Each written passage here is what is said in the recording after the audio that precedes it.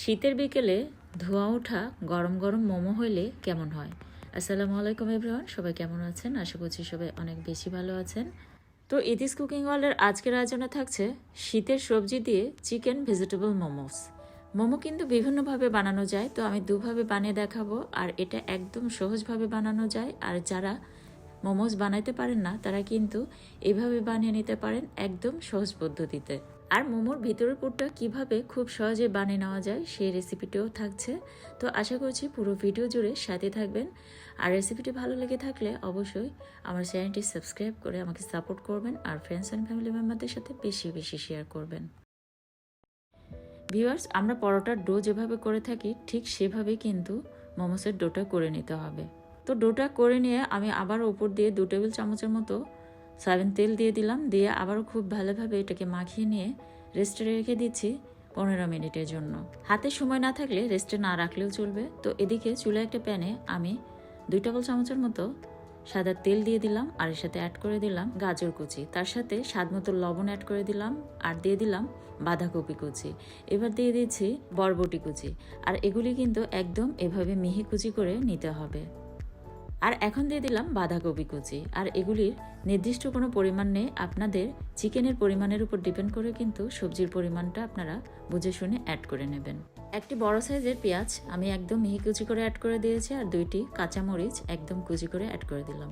এখন দিয়ে দিলাম 250 গ্রামের মতো চিকেনটাকে কিন্তু আমি ব্লেন্ডারে ব্লেন্ড করে নিয়েছি। আর চিকেনের বুকের মাংসটা কিন্তু আমি এখানে ইউজ করেছি। 1 টেবিল চামচ সয়া সস আর 1 চা চামচ লেবুর রস অ্যাড করে দিলাম, কিছু রসুন আর আদা কুচি অ্যাড করে দিলাম। তো 3 থেকে 4 মিনিটের মতো এটাকে চুলার পাওয়ারটা মিডিয়ামে রেখে কিন্তু রান্নাটা করে নিতে হবে। আর শেষের দিকে অ্যাড করে দিলাম 2 টেবিল চামচের মতো ধনিয়া পাতা কুচি। আর এটার সবজি কিন্তু সিদ্ধ হবে, কিন্তু একটু কচকচে থাকবে। এভাবে এই পুরটা রেডি করে নিতে হবে। যে ডোটা বানিয়ে রেখেছিলাম সেই ডো থেকে আমি কিন্তু লেচি কেটে নিয়ে এভাবে রুটি বেলে নিয়েছি। আর রুটিটা যত পাতলা করা যায় ততই ভালো। দেখতে পাচ্ছেন একদম পাতলা সাইজ করে রুটি বেলে নিতে হবে। আর একটা কৌটার ঢাকনির সাহায্যে কিন্তু আমি এগুলিকে কেটে নিয়েছি, তাতে সব মোমোসগুলি একই মাপের হবে। তো এখন মোমোসগুলি কিভাবে বানিয়ে নিয়েছি একটু খুব ভালোভাবে লক্ষ্য করলে কিন্তু আপনারা খুব সহজেই বানিয়ে নিতে পারবেন। তো 2 রকম স্টাইলে আমি মোমোসটা করে দেখাচ্ছি। প্রথমে আমি এইভাবে করে নিয়েছি, আর এটা কিন্তু একদম সহজ পদ্ধতি। যারা মোমো একদমই বানাতে জানেন না তারা কিন্তু খুব সহজে এইভাবে বানিয়ে নিতে পারবেন। আর হ্যাঁ, পুরটাতে যে আমি সয়া সস ইউজ করেছি, সয়া সস যদি আপনাদের হাতে কাছে না থাকে না দিলেও চলবে। তবে এগুলি কিনে রাখলে কিন্তু এই মজাদার রেসিপিগুলি খুব সহজে বানিয়ে নেওয়া যায়, আর এগুলি কিন্তু অনেকবার ইউজ করা যায় একবার কিনে রাখলে। আবার চাইলে কিন্তু এই পদ্ধতিতেও আপনারা বানিয়ে নিতে পারেন। এটাও কিন্তু একদম সহজভাবে বানিয়ে দেখিয়েছি।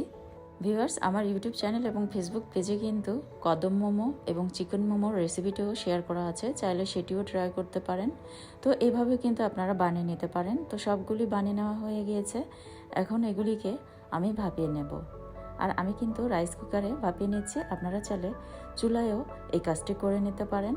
আর রাইস কুকারে পানিটা এমনভাবে দিতে হবে যাতে বলক হয়ে উপরে উঠে না আসে পানিটা, সেভাবে কিন্তু পানিটা দিয়ে খুব ভালোভাবে বলক তুলে নিতে হবে। তারপর যখন এরকম ভাব উঠে আসছে মনে হবে, সেই পর্যায়ে উপরে একটু তেল ব্রাশ করে নিতে হবে। নিয়ে মোমোসগুলি আমি দিয়ে দিচ্ছি, দিয়ে এটাকে ঢেকে প্রায় 10 থেকে 15 মিনিটের মতো ভাপিয়ে নিলেই এটা হয়ে যাবে।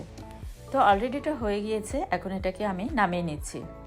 তো অয়েল চিলি সস দিয়ে গরম গরম পরিবেশন করুন। আর অয়েল চিলি সস না থাকলে আপনারা কিন্তু টমেটো সস দিয়েও এটা পরিবেশন করতে পারেন। তো দেখলেন তো কত সহজেই এই মোমো ঘরে তৈরি করে নেওয়া যায় ঘরোয়া উপকরণে।